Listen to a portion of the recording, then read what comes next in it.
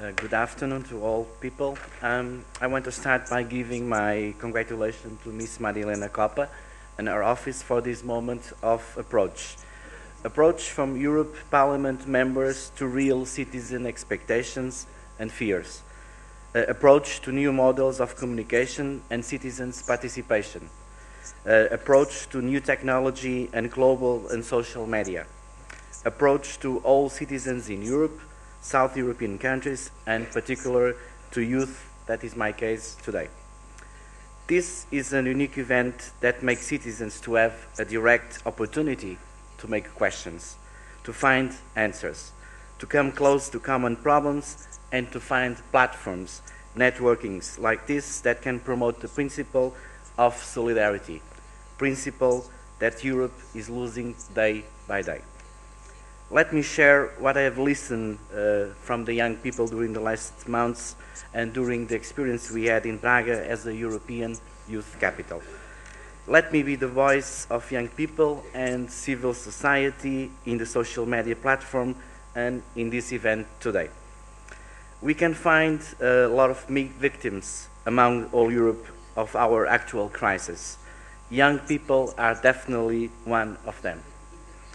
Young people today are the most prepared generation ever. It was told this morning many times, on academic and a social way. But there is also the generation that have no opportunities.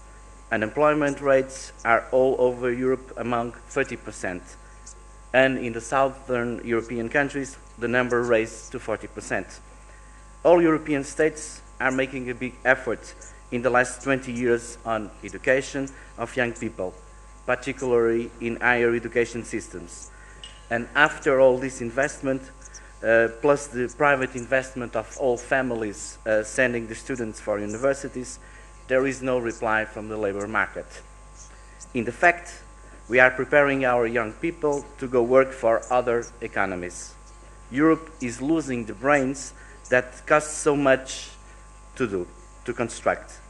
The economies are emerging today, are emerging because of the brains we are producing and having the costs of education in our countries. The youngsters of our countries that find a job in nowadays are facing also other problems.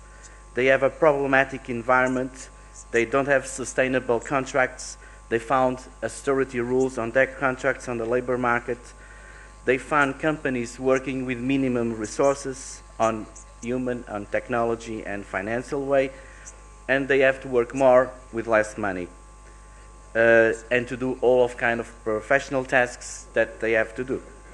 The economic crisis is also more evident, the intergenerational justice problems in the work environment.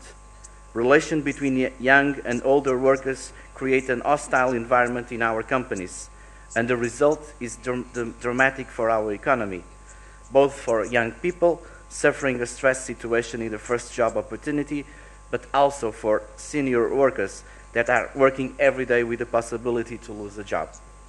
This new psychologist's negative environment in our labor market make them weak and not strong enough to face our global economies. In result of this situation that I've mentioned before, young people in our countries are feeling again old problems. Young people have lost in the last years autodetermination, emancipation, possibility to independency from the parents, and hope of creating new families. Our youth have no possibility to leave earlier their parents' place, to find a house that they can afford and create new families. The rate of marriage age is older and older. Our youngsters are afraid to commit with each other, and our hospitals are missing the presence of babies. This situation is really dramatic for our social care systems. Our young people have no possibility to contribute for the social care system. They need the system from them because they are unemployed.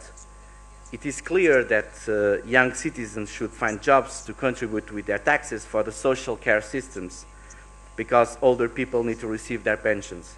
But the actual youth unemployment situation is also making serious effects on the sustainability of these systems. Facing all of these situations, our youth is becoming stressful and psychologically sick.